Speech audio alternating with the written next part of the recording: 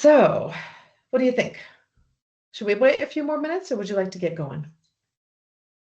I think it's we have a nice group here. I think it's beautiful to see so many people join us, and big thank you for taking the time to celebrate with us this amazing journey that we've been on and the launch of the book. And thank you, Raquel, for holding space and for facilitating this conversation for us. So I'm really looking forward to it. Thank you. Well, I just want to give a warm welcome to everybody who has come so far, and we might have some more people joining. We are recording this session, and just as a heads up, you will be getting a recording of the session and a link soon afterwards, with also links to purchase the book that we'll be talking about today. It will, as soon as it goes, it's available for purchase it needs a few more days, but we're almost there. I'm Raquel Ark. I'm the founder of Listening Alchemy, which is a communication training and coaching organization. And I'm also the host of the Listening Superpower podcast. And one of the things I love is creating spaces where conversations have deep impact and they ripple out beyond the here and now, which is exactly why we're here today. I've learned that listening can lead to transformation, and yet listening is so much more than what we usually consider. For that transformation to happen, we need to learn to listen to ourselves, to others, and to the bigger picture. And this book, today's book launch, is a perfect backdrop for us to listen deeply to all these different layers, because these layers are interwoven in the book and in the conversation that we're going to have today. So thank you, Mark and Marcus, for inviting me to facilitate and to celebrate your book launch, which has huge potential. And we're all hoping, Mark and Marcus and I, that today this will lead to some conversations that help you maybe take action, like we saw some of the comments in the chat, inspiring action with you and with working with students and in the educational system. So let's go to the introductions. I'd first like to introduce M. Aurelius Higgs. You, now I'll call you Marcus, that's your pen name, right? We were talking about this. Marcus, you are on a mission to help parents and teenagers actually understand each other. I wish I would have known you. I wish I would have met you earlier. So Marcus was an educator for 2 years overseas. And while he was there, he discovered a secret, the power of stories. So he has this method called the story growth method, which helps families build their growth mindset together. And get this, he actually co-wrote an entire book, this book, with someone he's never met in person. So this is someone who walks the talk and trusts the process, right? So it's really nice to have you here, Marcus. And then we have Mark van den Einde. And Mark is the co-founder of Being at Full Potential, and he's also a leadership coach who is all about breaking free from those outdated systems that just aren't working anymore. So he likes to find new ones. And through Being at Full Potential, he helps people and organizations transform from the inside out. So now he's taking this energy that he's been doing in his organization and shifting to education with this book, where he's co-authored with Marcus, which is called Coming Home to Who You Are, Education Re-Enlightened. And this is challenging us to rethink how we learn and how we step into our fullest potential. So one of the things Mark and Marcus and I were talking before we were meeting today, and we were talking about, what's really important here, what's important for you, and what's the message that we want you to take away. And what Mark and Marcus talked about is what they discovered is that knowing yourself and your potential is absolutely fundamental for developing agency in this unpredictable world that is changing so fast in some ways, and in other ways it seems stuck. But here's the challenge. So many students today are feeling disconnected and disengaged because this old education model just isn't working anymore. And they're losing trust, or they feel like that's not relevant, and they feel more powerless to have impact. So what if there were a different way? What if we had a framework that sparks conversations about self-realization, and it helps students to take action from within. That helps them to navigate the system that they're having a hard time navigating, but it starts from within. This is what we want you to take away today. So today we're going to explore this. We're going to start by diving into the book itself. So Mark or Marcus, perhaps you can first read a passage from the book, Coming Home to Who You Are, to capture the essence of the message, the core message that you want to get across. Thank you. Yeah, thank you so much, Raquel, for the beautiful introduction and setting this up and holding the space, like I said. Yeah, so let's jump right in. This is a passage that I'll read. It's a passage that takes place, I would say, 2/3 into the book. And so it's a story of three university friends that, are feeling kind of uninspired on their journeys throughout the university. And they find a way to ignite change from within. And one of the ways in which they do that is they've found this, or they've created this salon idea, which is really just a place for students, young people to come together and to talk about important things, right? Their dreams, their aspirations, their challenges that they face, and to come through and support each other in that. So they have been, doing some of these salons, and it has been getting quite some attention within the university setting. And so this is one where they're talking about AI and how AI is really shifting everything, right? But also the way that we consume information, the way that we educate ourselves, the way that we learn.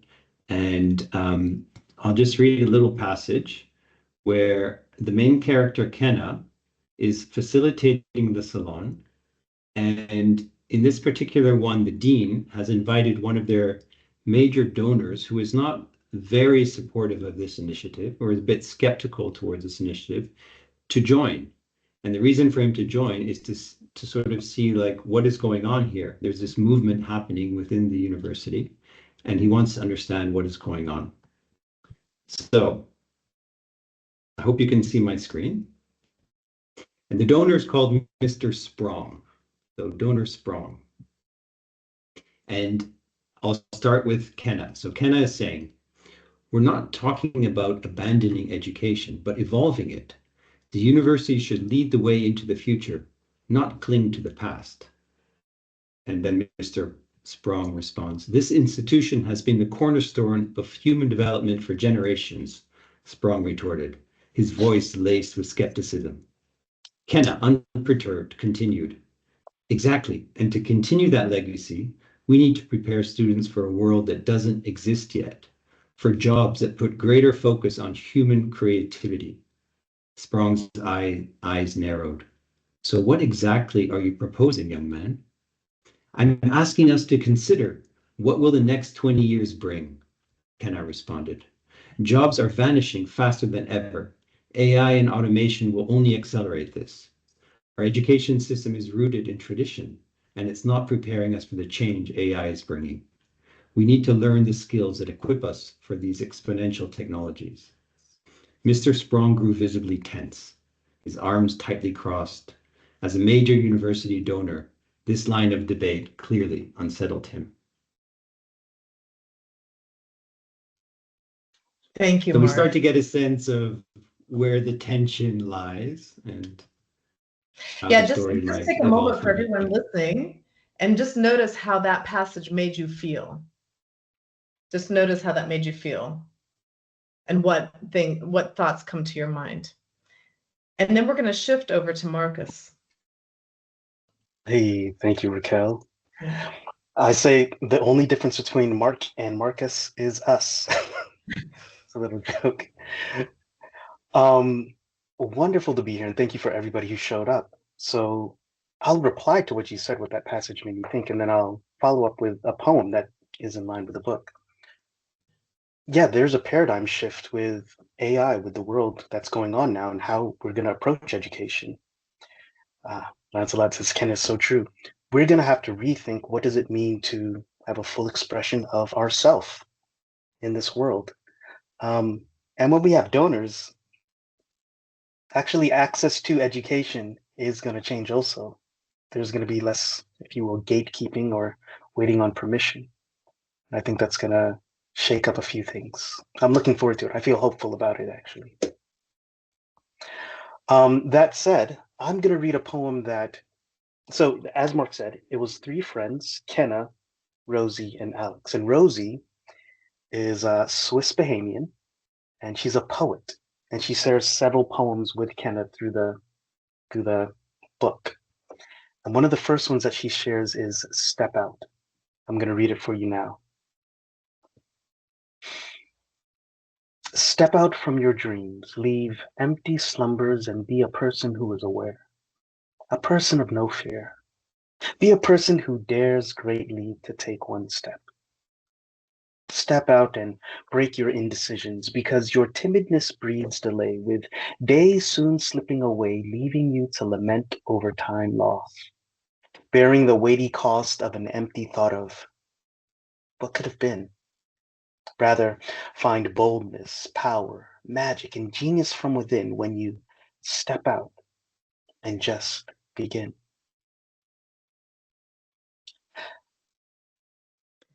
So notice now how this makes you feel when Marcus read that poem. Notice the difference in the shift in the mindset. Those are two different energies. There's a tension there. What would you like to share about that tension?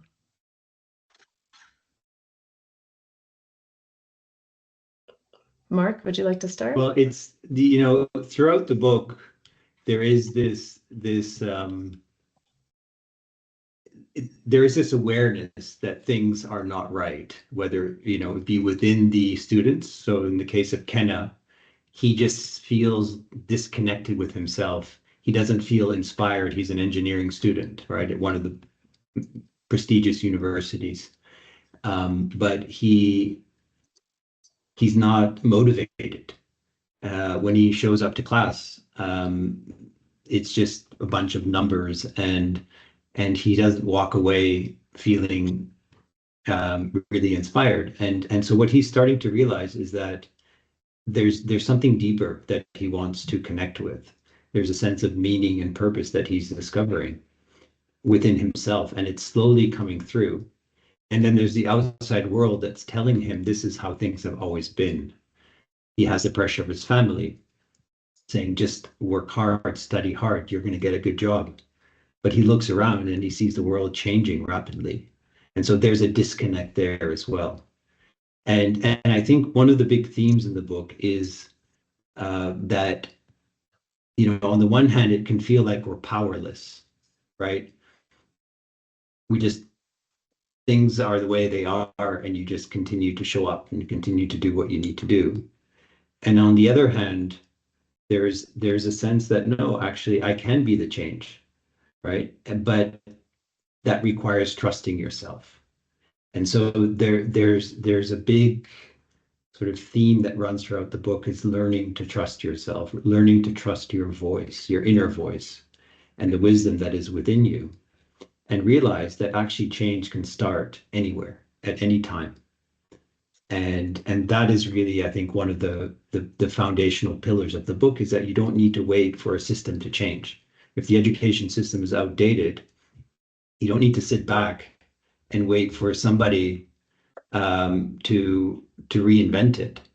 That reinvention can happen immediately, and we all have a sense of power and ability to take that first step. And I think that's really what we see in this book, and that these little steps start to snowball, and they start to catch the attention, and they start to open up synchronicities, new possibilities, and at the end, amazing things can happen. Yeah. Amazing things can happen, just like this project. Yeah. Mark, If I may what add did to you that. want to add? Yeah. It is talking about trusting yourself. The book in general, that is one of the major themes. And taking that small step to add to what Mark said, um, there's a phrase, hurt people. And in the same way, secure people.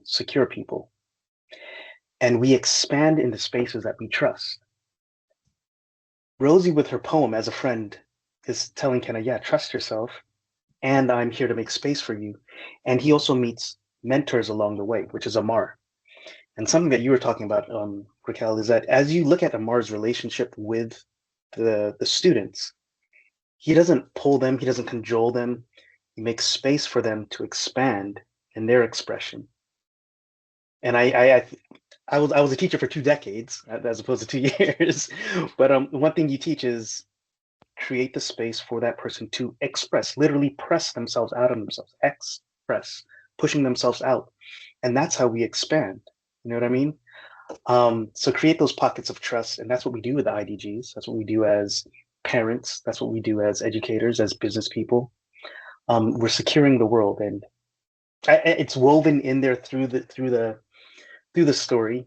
There's subtle hints and nods to it, and we're just waiting for Kenna. It's like, come on, Kenna. It's right there for you. You know you want it. We're just cheering the hero along, and we're waiting for the hero to realize it. Yeah. Yeah. Wonderful.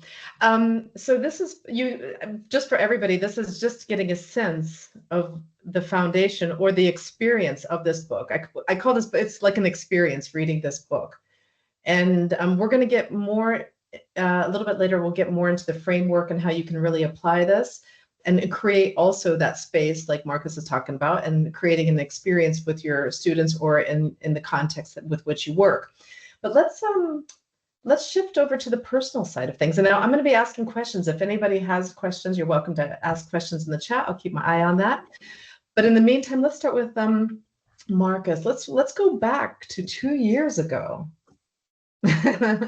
And you two had never met. You still haven't met in person, but you hadn't even met here on Teams. And you reached out to Mark after you read something that Mark had written, I think, and you recognized he was writing about highly sensitive people, I think is what it was. What sparked the connection between the two of you? Tell me more about that. Tell us more about that. Yeah. So writing in words, well, I was an English language arts teacher, and I've written poetry since I was young. Words help me organize and make sense of the world. Our words create our world, and that's a very big part of my life. Mark's name was mentioned by a mutual friend, and when I looked up Mark, his book was there. So I purchased his book and I read his book. And it was about his journey, his life, and his transition out of the corporate world. It's his story, so he could say it. But when he told it, it resonated with me. There was poetry in there, and it was just, and that's why I encourage all of us to write. And just as my namesake, Marcus Aurelius, he wrote, and eventually, like, people can see you. It is a privilege to hear people's story. So I reached out to him, and I was like, "Hey, I think this poetry might resonate with you that I wrote." So I have a book of poetry, Inspired Life Through Words of Well-Being. It's the first one in a trilogy. And we're like, hey, let's jump on a call, talk about what projects we're working on. And it was just organic snowballing from there. I was in a transition coming from Thailand back to the States. And that was the beginning. And this really has been a journey, Mark knows. And that maybe I might be in a different location. We've not met in person, but I feel we really do know each other. Mm-hmm. And that was the beginning of the journey. And hey, we don't know where it's gonna go. We'll see. And you all on the call are part of the journey now too. A milestone in it. So thank you. Yeah, this is never, I think a few minutes ago, Mark, you were just talking about how synchronicities happen, right? At the right phase. So maybe here, Marcus reached out to you. You just shared projects, you shared, some commonalities. But then this collaboration, this idea for a book came about. What made you say yes to doing a collaboration with someone you'd never met before? Yeah. Well, Are you asking me or Mark? Oh, I'm sorry. asking Mark now. Yeah, it's my turn. It's my turn. Yes, your turn. So I I didn't imagine this to be a book. It actually was just a way for me to the way I started this was a way for me to process what I was observing with my son who had just started university, engineering school, and he was coming back, uninspired. So it was really the story, kind of the same story of Kenna. And I didn't know what to do as a parent. I I was sad because I thought, university should be a moment where, as a young person, you go and you choose and you pick something you're passionate about. You learn about it. It's inspiring. You want to go. You're hungry to learn. And and what I was seeing was the opposite, right? It was the seminars, the lecturers were, he could stay at home and just watch them online, and then he would watch them at 2 times the speed so that he could go off and do other things. And it was like, well, what's the point, right? If you can access all this information online and assimilate it at a double speed, there's something missing, right? There's something that's not quite right. And I felt powerless, right? And it's the same feeling that I think the students have, is like, I'm powerless. So what do you do? Well, you start. For me, I started to write, and that was a way to process, and it was a way to tell a different story. Because I think that's also the power of words. It gives us the ability to craft a new narrative and to imagine what could be and put it into words. And for me, I've always found that when you put something into words, it actually starts to manifest as well, because it goes from, just the vague, fluid ideas to something that is tangible and concrete. Um, so it was really just a thing that I was doing for myself. And then when Marcus came across our path, I had told him about this project. I said, it's just really very at the early stages. And he had so many brilliant ideas on how to take it forward. So it was really just it sparked within him, and he was like, yeah, this is a great start, but I could see it go here and there and all of that. And then it was really just very simple to say, well, why don't we do this together? And from there, it's, I think we met at least once a week for 2 years, if not sometimes twice a week for like 90 minutes. So, that's a lot of hours spending time together, and going back and forth. And, there was a whole rhythm on the creation as well, but I won't get into that. But it was, it was just a beautiful way of paths crossing and projects coming together. And I love these kinds of collaborations, right? It makes everything so much more meaningful, but also I think the end result becomes so much better too when it's co-created. Well, in both And of your that's stories, when you were talking, I heard both of you, like Marcus, Marcus said, oh, I was just at a transition time in my life. And Mark, you were at a processing time with your son. And then this project came together. So not only are we here with a book launch that's a practical business potential of impacting things in a big way, but it also seems like you did work this from from inside out. Also, it's like an inside out book. When we spoke earlier and you were talking about your journey and your process, the word I heard you both say often was, we learned to trust each other, learning to trust each other. And you're very different personalities. You have different ways of working. You have different experiences, and you brought that together here for this in this journey.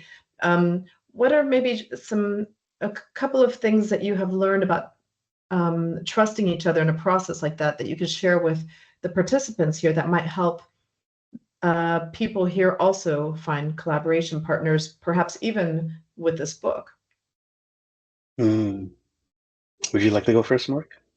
No, go ahead, Marcus, please. Cool. Okay. Okay, two that come to mind. The first is I assumed and felt at first that Mark had my best interest in mind. And that's the whole idea of assume positive intent. And I think that really comes from the space of I was working from a place of positive intent.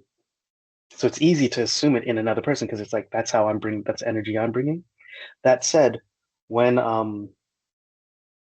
when I was figuring out stuff and like I would fall short, he was gracious. And in the same respect, like when Mark is usually, as a Swiss person, on point with a lot of things, but there are moments, you know, when he would have his character building moments. Let's say, yeah, all of us do, right? We're all in a state of growth, but it's like I was gracious towards that because I knew there was good intent and we knew what the goal was. That's one. The second thing about trust is, um, th there was respectful pushback. And when I say respectful pushback, it's like I'm making space for his voice, he's making space for mine. But if it doesn't agree, it's like, yeah, please let me know. But I don't know. The best way I could say it is there was always respect and dignity I felt. In that, yeah, I want you to push back. So it's not just people pleasing, as in to move the ball down. It's like, no, no, no. Like push back. And if we don't agree, we then find a place where we can compromise is a word that comes, but it's we both agree. Yeah, okay. And we move on together. Yeah. Wonderful. Did you want to add something, Mark? Yeah, no, I would just add that the importance of really quality check-ins. You know, that's something that stands out as well when I think about every single call. Usually it takes about 15 minimum, sometimes half an hour before we actually get into, you know, the writing or the aspects of the book, because it really is about being there for each other. And I think the check-ins are always very deep, very profound, very rich. And what is actually really beautiful is that whatever comes up in these check-ins very often become inspiration for the writing aspect as well. There's some nugget that gets through, and then it's like, oh wow, that's so interesting because it relates to what this character is going through, and you know, we may have felt stuck in the book, and then it sort of opens something up again. So it always felt like I would say very, you know, a great investment both in the trust, but also in the quality of our ability to tell the story, right? The storytelling quality improved tremendously because of that as well. So it feels like it's slowing things down in a way, but actually it's taking us quite a bit further. So checking in just with each other's being, who we are now, what's Yes. going on now, also connected, even though sometimes we think it doesn't get, we're putting that off to get work done, but it actually helped your work. Yeah. And yeah. Okay. Yeah. That Um, really stood out. in a few moments, we'll get into some of the framework, you know, in terms of IDGs and the practical application. But I have one more question first about your process.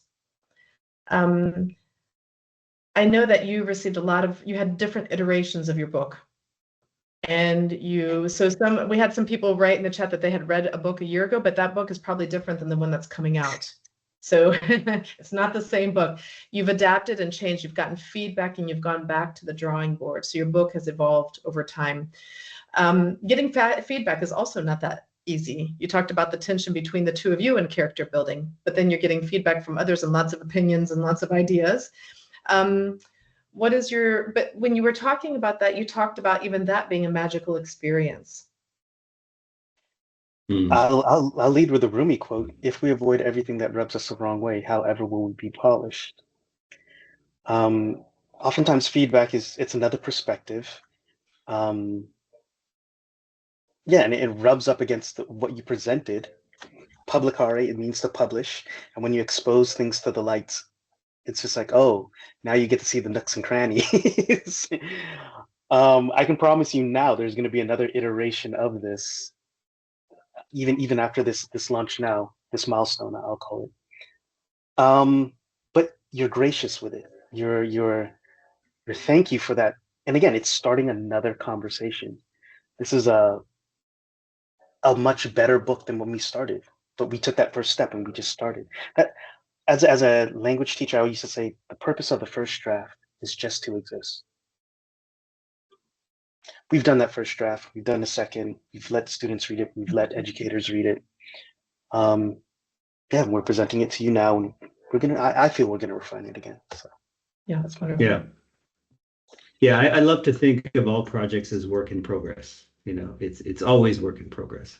And Marcus and I, we could have probably continued to fine tune and to perfect it, but we also had to say, now is the we also need to publish and to put it out there and to accept that it is as good as it needs to be for the time being. But this is really a living story, and one where I feel like it will continue to evolve. There very likely will be a follow-up to it. But what I want to say about feedback is that, especially when it comes to the feedback we got regarding this book, I have felt it has been so spot on. And when you receive feedback and you go like, wow, they were able to articulate something that I could sort of feel it's not quite right in this particular area, but I can't put my finger on it. And then they put their finger on it. And it's like, yes, that's what it was. And I feel like that's exactly the kind of feedback that we got, where we would read it and we'd be like, wow, that is amazing. That is so spot on. And because we're so deep into it, we don't have that perspective. And I really want to give a shout out to the team at Reflect. So Niels and Alexandra, I think she's on the call. But the whole team there has just been incredible in terms of being a champion of this work. And they actually bring inner development goals, the IDGs, into universities. So when Niels first read the book, he just saw this as a great complement to everything that they do, because it's a story, right? And stories are what engage people, and it's very helpful to bring new ideas across. And then also, I want to really acknowledge Marie-José, who's also on the call here, because she was there from the very, very beginning, and has been a champion along the way, but also has provided constant feedback and encouragement. So yeah, it's wonderful. I really do love the feedback thing and putting something out there, saying it's not perfect, it's a first draft, and we want to learn, we want to improve, we want to make this better. So I was going to say, did you want to say one more thing, Marcus? Just only one thing only one more thing in regards to that feedback. To have a person respond, I believe, what was his name, Mark? Vinny? I'm not sure, but Vinay, yeah. Vinay. To say he is a student from India who went to Zurich, and he said he was reading it, and the book was passed on by the Reflect team, so thank you to them. But Vinay was reading it, and he sees himself in the story again and again and again. He had to put it down. It's like, are they looking over my shoulder? But then we also had professors seeing themselves inside the book. When you can read a story and say, oh, I see myself, I think you did a great feat. Yeah. Yeah, that's beautiful that people are reading, that you've had people read the book and see themselves in that. We see our experiences in that. And that's beautiful. So I know that I'm not sure what your plan was in the beginning and where it ended up, but I know that you integrated the IDGs, the inner development goals, into your book. And I know that it's more integrated more than it was originally. I don't know if it was there originally, but one way or the other, you do integrate the inner development goals as something to have a conversation about, so that you can have common language between students and teachers and whatnot. And I was wondering if you could read a passage and give us a concrete example of how the inner development goals are used in this book. If you have a passage that you might be able to read to this group. Yeah, so maybe first, because maybe not everyone is aware of inner development goals, or IDGs as they call them. This is, I think, it's becoming more and more recognized as a global framework for identifying inner skills and putting the attention on the inner skills that are important for us to express and to develop in order to be able to meet the challenges that we're facing in the world today, right? So we speak of adaptive challenges, so things that are highly complicated, or not complicated, actually complex, ambiguous, and that we need to really learn to trust more and more on our inner knowing, right? Our inner wisdom. And that's what gave birth to the Inner Development Goals. It's connected to the Sustainable Development Goals. So probably you're aware of the SDGs, the 17 SDGs, and the fact that we're not really making enough progress in this area. And one of the reasons for that is the lack of focus on the inner aspect, the inner dimension. So if we want to change externally, there's this importance of focusing internally. And this has really been also a big part of my journey over the last almost 15 years now, with being at full potential. The focus has really been on bringing attention to the being, right, versus the doing, or the being and the doing. And so when I came across the Inner Development Goals, I saw so many similarities, and also in intent, what it was trying to do. And what's funny is that the original, when we first started writing the book, we were weaving in aspects of the human potential framework from being at full potential. And it was a way to bring some awareness to that work. But as we moved on, and we realized that there's this big movement on the IDGs, and especially in higher education, it was getting a lot more attention, and that more and more universities were starting to show interest in it. We thought probably it makes sense if we weave the Inner Development Goals in it, because it's already something that people are familiar with. And if we can reinforce it in the story, it just shows, again, the practical aspect of these inner goals. So it was something that sort of came, I guess, halfway along the project. We started to realize, no, it's good to use language that's already there, that people are familiar with. And yeah, so I don't know if you want to add anything, Marcus, to that. But the IDGs resonated with Mark. For me, I'm a student of human development. They would say personal development, but it's human development for me, and the IDGs encapsulate that very well, and it's a nice framework there. And it felt really natural to put that into the book, quite actually. So if it fits, right, it belongs. Yeah. I don't know. You mentioned you might have a passage to share. Do you have that on hand, or should I move on to another question? Yeah, no, I have a little passage I can share. Yeah. A little something. Yeah. So I just realized that the word IDG is not actually in the passage, but it's this is using the language from there. Yeah, this is again Kenna, who is just he's just participated in a seminar that was organized by his professor. So Professor Amar invited somebody from the IDG Foundation to come to the university and do a presentation on the IDGs and the relevance in higher education. And so Kenna and his friends joined that seminar. And so this passage is around that. So Kenna says to his friends, I'll catch up with you both, he said, rising quickly. I need to speak with him. Him being Professor Amar. Who? About what? Rosie asked. But Kenna was already navigating towards the front of the auditorium. I'll explain later, he called back. But I think we're meant to do something with this. Professor Amar looked up as Kenna approached, his face brightening with recognition. Kenna, what did you think of tonight? Kenna paused, feeling the weight of what he was about to say. You know what, Professor? This is something we need here at the university. What Dr. Holm described, the IDGs and those spaces for real conversation, we don't have that here. And I think we should. Amar's eyes lit up. Really? Yeah, I don't have all the details, Kenna admitted, but something about what she said about spaces where we can explore questions that actually matter.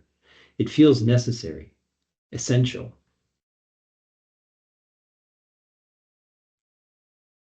Yeah. So even that passage opens up an idea how to bring that conversation in to a conversation with students. Even reading that one, it's opening the conversation, which can actually in real life open a conversation. So I'd like to bridge that passage and what you just read, and I'd like to ask Marcus, we talked about before we came here that this book is perfect to do project-based learning with when it comes to the sustainable development goals and the inner development goals. Tell this group a little bit more about how you see that in practice. Yeah, so Sonia Lyubomirsky, who's part of the positive psychology movement, who's closely related with IDG, says happy people have projects. It's from her book, The How of Happiness. And it's when you are working on something, but not just any project. It's a project that is an outward flowing of yourself into something that will have an effect on the community because other people matter. That is always going to be a part of what education is. Educe means to bring out, and we're trying to bring out the best in people. So regardless of how education goes, I think actually all of life is project-based learning, to tell you the truth. It's project-based living. Life is just a big project. The elements of collaboration, communication, creativity, and critical thinking will always be there. That said, project-based living, yeah. That said, Amar, he writes a manifesto, if you will, later on in the book, after he leaves the university, and he's looking at AI in the world and just how things are going. And this is the passage that he writes, and I'm going to read the last 4 paragraphs or so. You can follow along in the highlighted section, but I'll read it. The transformation requires effort. We'll need new ways to grade collaborative problem solving rather than individual tests.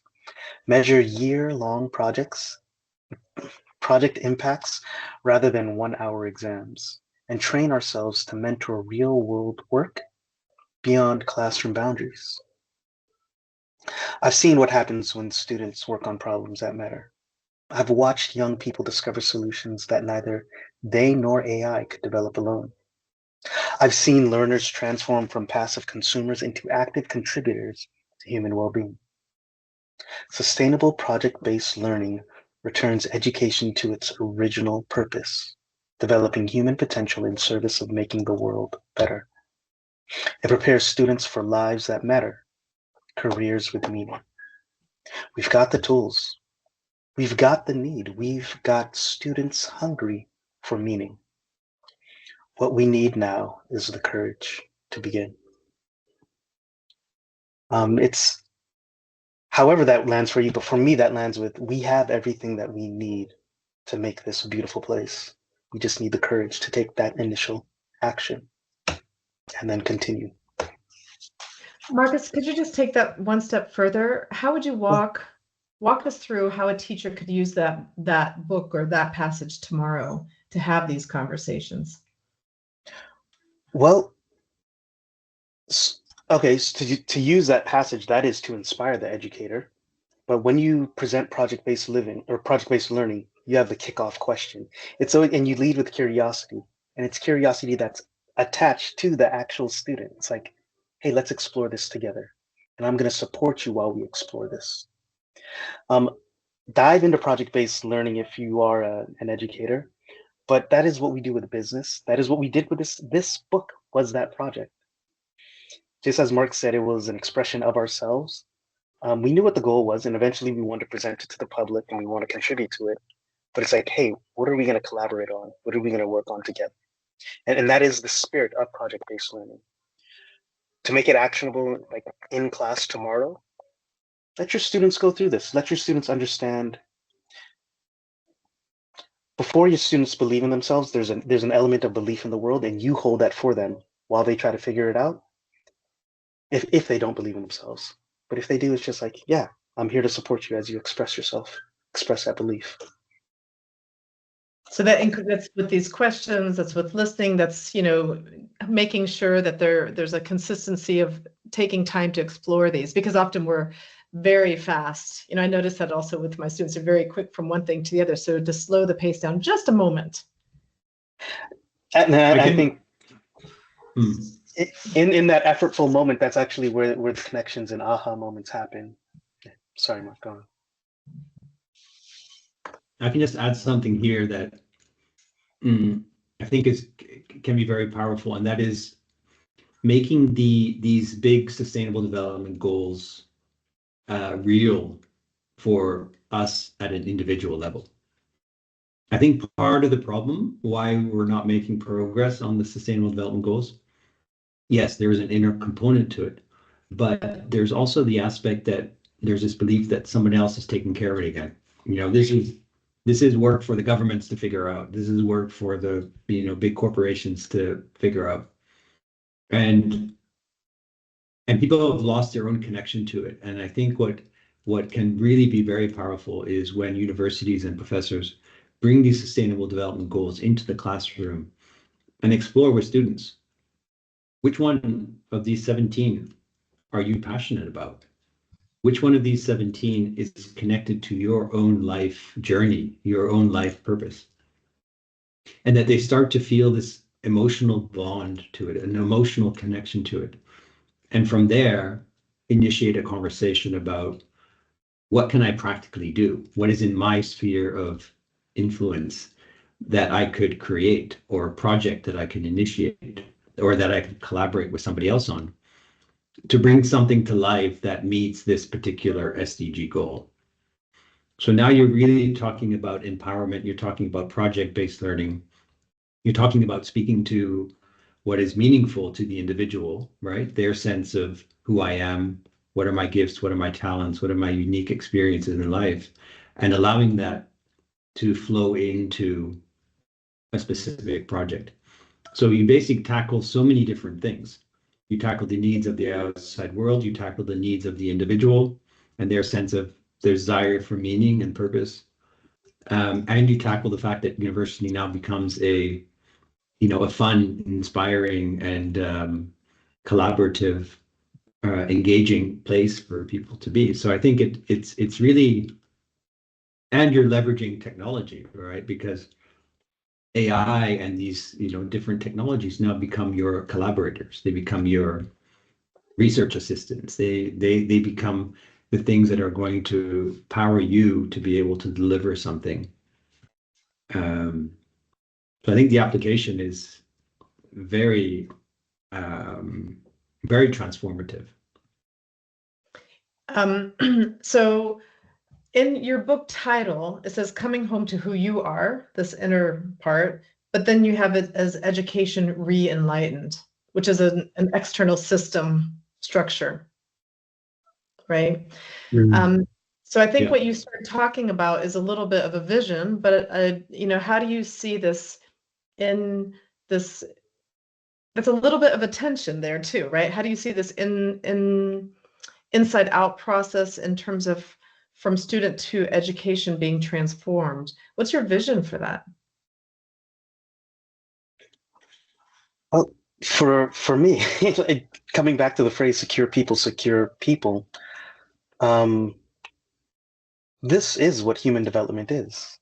Like, I mean, this may be far out there, but I say, is the universe expanding from the middle, or is it being pulled on the edges? And the answer is yes. It's just a continual outflowing of what's inside. And again, this may be scattered, but educe means to bring out. In the same word for parenting, there's actually the family element inside the book too. But it's helping us to experience this world and express ourselves. And I think education is going to shift towards, not I think, other futurists think as well. Jane McGonigal in her book talk future. I can't remember. She's a futurist at the moment, but she speaks about how college may move away from degrees, but towards what project do you want to solve? What problem do you want to solve? And this is just being human for me. Like when we're talking about this, there's a moment when the inner and the outer blur, but it's just what's inside and what wants to push out, what wants to express itself. And I'm here to support all of that. Yeah. Yeah. So it's also the process of having the students, letting them know that they do have power. They do have the chance to start impacting even the education system that doesn't seem like it's set up to support them in the future. But there is a way to get clear and ask questions and set up spaces. I mean, that's what happens in the book, right? They set up spaces for people to have these conversations, which lead to action. Yeah, and us as mentors, parents, creating those spaces for this to happen and supporting them as they do it. Because project-based learning, there are bumps and bruises along the way. When I say that, it's like moments where, okay, curiosity, growth mindset. How are you? What's your strategy here? What's your approach? Who are you going to ask for help? Yeah, this is living. This is living.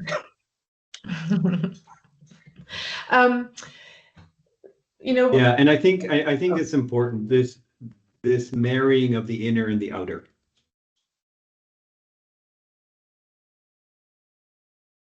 Oh, I think. Am I still audible? Now you're back. You're back. Did You you said lose me? marrying the Yeah, inner and the outer. We heard the wedding, but we didn't hear what happened after. So marrying the inner and the outer, I think, is really important, and because it is possible to fall into that trap of compartmentalizing. Okay, there's inner work, right, and it's important for our mental well-being and all of that, and then there is the actual work of going to university, getting my degree, taking all the exams, getting good grades and all of that, and that we see that in the work context as well, right? Okay, I'll do my work, but then I have in my free time, I'm going to resource myself. I'm going to make sure my cup is full again, so that when I go to work, I have that energy. And I think what we're really talking about is these two coming together, right? It's we often talk about doing from a place of being, right? The doing is informed from who we are and what is critical and core to who we are. And I think that is what I feel is really the beauty of the sustainable project-based living and this approach to education, is that you allow people's inherent interests and passions to come through in things that are actually very practical and having impact and valued in the external world. And so when these two things come together, it's not I have to do this so that I can do that, but it's I'm just doing something and it's all flowing, right? There's a sense of flow, there's a sense of integration and alignment. And I think that's where the greatest fulfillment comes from, right? That is when we start to really realize our full potential. And in just a few moments, we're going to open up for any other questions, but I would just like to hear from both Mark and Marcus if you have a final thought about giving students back their sense of agency, their sense of power, where they feel like they can do something. And what's your final thought about that? And I see a big smile from Marcus. Do you want to start? Well, it was in the word when I heard giving back. They were born with it, and I think the stories that they were told is that they didn't have it. Yeah. I remember one student in grade 12. I asked her, what are you going to do now? She said, I don't know. I guess I'm going to go find myself. And I said, as if you were ever lost. There's a fullness with you at this very moment. And yeah, to empower somebody, I don't think it's from the outside in giving you power, but rather it's helping you to understand, express that power. And I'm here to support you in doing it. And that's my disposition to this world. And I'm trying to be an active agent of that, of let me create spaces for people to express their power, especially if you're moving towards something to the well-being of others. Yeah. So to express the power you already have. Yeah. And that probably helps them, then that helps us claim it, to be then we recognize it, we see it, and then we do something with it. Yeah. Mark, what about you? Yeah, I would just add to that is that, Marcus spoke about that it's already inherent within the student, within the youth. But I think as professors and as teachers, what changes is that we show up differently, right? We show up more as space holders and as coaches, if you like, right? Because it's less about us having the information and transferring that to somebody who doesn't have the information. And it's more like the information is everywhere. It's available. Anyone can find anything they want in a fraction of a second. Information is everywhere, but the capacity to sort through it and to make meaning of it and sense of it and to make it relevant to ourselves, that capacity lies within the individual. So teachers don't need to transfer knowledge anymore. They need to help the students find whatever they need within themselves already. So I think that is one of the big shifts that's going to take place, is that teachers, professors are going to show up more as facilitators and coaches going forward. And I think what Amar does really well, Professor Amar, in the book and in the story, is he demonstrates what that looks like. So it becomes very clear how this new way of being a teacher, professor can look like, and the impact it has on the students. Right. So that's one of the beautiful parts of the book, is you just see literally how quickly the energy shifts when students are being held as knowledge holders and are being invited into the conversation and are being challenged, and all of a sudden, it's there's an awakening that happens within the student body. So yeah, I'm very excited about that. I'm really excited about the potential there. Well, we're really excited also, and really excited about your book, and we want to celebrate with you. I just want to check in with the people who are on this call. We've talked about a lot of areas. We've talked about the journey. We've talked about some practical application. We've talked about the IDGs. We've had some nice pieces read to us. Are there any other questions that we haven't covered that you would like to ask? And if so, either write it in the chat or you can unmute yourself. And if not, that's okay. Also, what we would like to know from you from this conversation, we would like to know from you, from listening to this hour, what is one action that you might take because of today's conversation? What's one action or that you might take, or something that you might do because of today's conversation? I'll put that in the chat. We'd love to hear from you to see what's happening in you. So I put the question in the chat, and in the meantime, there is some questions coming in, and we'll, just so you know, we'll have this call for about another 8 minutes, probably about another 8 minutes, for those of you who are wondering, because I know people have stuff going on in terms of time. Jan asked, have you considered doing reading circles in universities?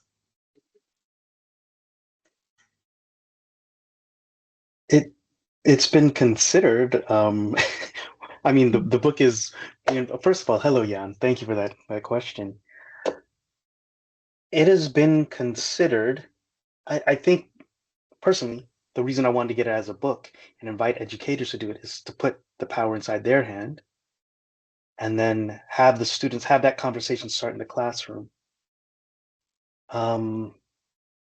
Perhaps I can clarify a little bit.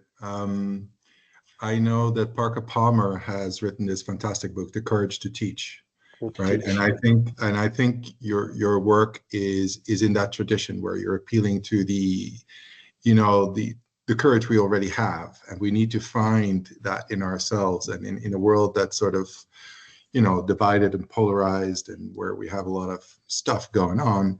How do we help young people sort of find that inner compass and find their way to, discovering that, they have that capacity? And that's why I felt that there's a guidance book, right, with The Courage to Teach, which sort of gives a framework for the circles, right, which is a way, perhaps as something that you could, as a way to implement it. I think the book speaks for itself. I love it. I'm reading it, and I think there's a lot there, and I'm considering reading it. I'm a teacher in Switzerland in secondary school, and I'm considering sort of opening a little space with my older students, and to sort of see, is there something that could land? But what I really liked is the circles that Parker Palmer created, and I wonder if something of a framework could help in really the book landing as it's intended. Thank you. Yeah. I know Mark and I did speak actually about, and now that you're speaking about Parker Palmer's work, I'll look at that workbook because I didn't know there's a workbook that went with the book. But yeah, how to facilitate these types of conversations. And I guess it'll be like another tool to help the students step towards that. Just one quick thing in regards to what happened in the States in Utah. Mark and I were talking about that. And these were conversations that were happening on university campuses, except oftentimes the idea was prove me wrong. Whereas the spirit of the conversation should be, I'm curious, what do I not know? And I think if we start to open up more conversations like that, along that spirit of just curiosity at the front, not trying to prove ourselves right, I think we can change the pockets that we live in, the spaces that we live in. Yeah. You know, Yeah. one of the things I was thinking is maybe as all of you are part of the pioneers with this book and trying things out, and so getting feedback, how people are applying it, what's working, you know, also in terms of facilitating, and maybe there's a co-creation there with people who are a part of this book of sharing facilitation practices that are working, and maybe there's something there. Yeah. I'm just looking. Yeah, so Natalie had mentioned maybe you can think of trainings on how to facilitate. That's something that Natalie mentioned, which is on that genre, or maybe we have ideas with each other. Yeah. Marvin had a question, which he asked, please share about intuition. Marvin? Yes. So, hi. What would Just you, want go ahead, Marvin. what would you like It's to just know a about? word. It's just a word that came from oversharing, like a word being triggered. That's why I just wanted to ask if there's any link, anything you're saying that concerns intuition. Sorry, my camera is not working properly. So No, that's okay. So it's more just what's the understanding of intuition in this context? Yeah, I would say that it's very, very critical in the whole story and in the the coming home process, right? That we're inviting students into, coming home to themselves, coming home to who they are. It is learning to trust that inner voice, and that inner voice is sort of the intuition, I guess, that intuitive sense of knowing that something's not quite right, and learning to listen to that. And I think, we see that especially through Kenna throughout the book is, we see it in the beginning, it comes and it's very confusing. He can't really make sense of why he's feeling the way he's feeling. He's even has a voice saying, I shouldn't be feeling like that. I should be happy, all the sacrifices my family has made and all these things, to eventually learning to trust it more and more, and to see that, again, it's not either or. It doesn't, if he's finding some other route, it doesn't mean that he's stopping with his engineering. It's just that his engineering has become way more interesting to him and way more passionate because he's found an angle that is meaningful for him, right? It's become something that is important to him. But that only came through his own listening, his own ability to pay attention to his intuition. So I think it's key. It's very core throughout the whole story. And I think also in the book, he doesn't do it by himself. He has his friends, he has Yeah. other people that help him to listen even to himself. So it's not a lonely process. I mean, through conversations, that Exactly. awareness gets clear. So, Yeah. so I just want to think it's a good time to wrap it up. We'll wrap it up for right now, and then we can hang out a little bit longer for those who can stay a little bit longer. But I just want to thank Mark and Marcus for this amazing book. And maybe we can just have everyone unmute or write in the chat and celebrate. Send lots of love to Mark and Marcus. Yeah, and then may I just know where ask they can find the one? book. Oh, sorry. Yeah, just one last thing, Raquel, before we wrap up. I would love to invite Marcus to read us one more poem as a closing. And Sure. if if you don't mind, the last poem in the book, the coming home one. Okay. And for those who have read the copy that we sent out, there's a new ending that I really love. Where him and his father, they meet at the airport, and if you've read the other version, this version is it's more heartfelt, and I really love it. I'm looking forward to you reading this new one. But this is the poem that he reads on the plane as it's landing back into India. It's called Coming Home. I'm returning back to the truth, back to my roots, reconnecting back to who I am. Here it is, my heritage. The culture of my people and places that made me who I am. I'm going back to the warmth and the security, to see the earth, the elements, the community that made me, gave me my being, shaped my identity. This is the context in which my life has meaning. And my loved ones across generations will spread their welcoming arms, wide as an oak tree's branches to receive me when they see me coming back home, back to my own, to where my story begins, where the wind whispers words of acceptance at my return. Back to the land, back to be grounded, to find peace and harmony so my soul can momentarily remain. When I come back, gain a sense of self and belong once again. Yeah. Now notice how we all feel, right? That's a good feeling to There's take always with a us. difference when you read it versus when you hear it versus when you read it. And you're just the way you present these poems, so beautiful, Marcus. Thank you. You know, I always saw this as a reverse alchemist, and that he journeys out and goes into this long desert only to come back and realize a truth. And then this story starts out with step out. He steps out and he returns back home to realize something. Yeah. Well, we hope that everybody enjoyed being here, that you also found a little bit of yourself in today's conversation. This is the connection of yourself. We were able to listen to each other in this beautiful conversation and also connect to something bigger, the Sustainable Development Goals, the IDGs. And so thank you everyone for being here. You will be receiving an email with the link to this recording, and also the book will be available by next week. And so are you going to send the link at the same time with the video and the book availability? Mark? I think the recording will be sent out automatically, I think, through Teams. Okay. But we'll follow up with once the book is available. Yeah. So we'll do that separately probably. So share the book, share it in your network. Let us know what your experience is, and of course you can always reach out to Mark and Marcus for any questions. And it's really amazing, and we're really happy to be celebrating with you, Mark and Marcus. Bravo. Thank you, and a big thank you, Raquel, for the amazing job of holding this space and helping us find a nice narrative for today. So really appreciate it very, very much.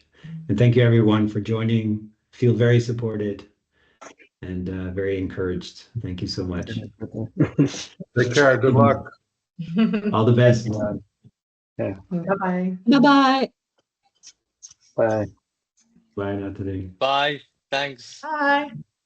Bye. Bye. Bye. It's Mari Jose. Hello. I know I've seen the videos. It's nice.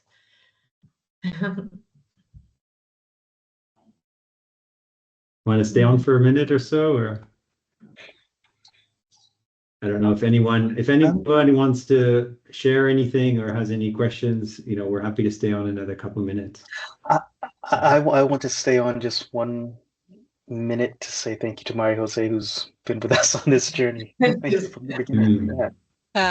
Thank you so much for showing up, and really I recognize myself in the book as a student, feeling the energy on schools when it was nurturing me and when it was not nurturing me, and also to really trust my inner voice and following that. So that is what I have my desire for all the people you are meeting in the future, that they trust their own inner voice and that they are feeling what really is nurturing them and what makes, and to say, really have the courage to say no and to say yes to herself or to himself.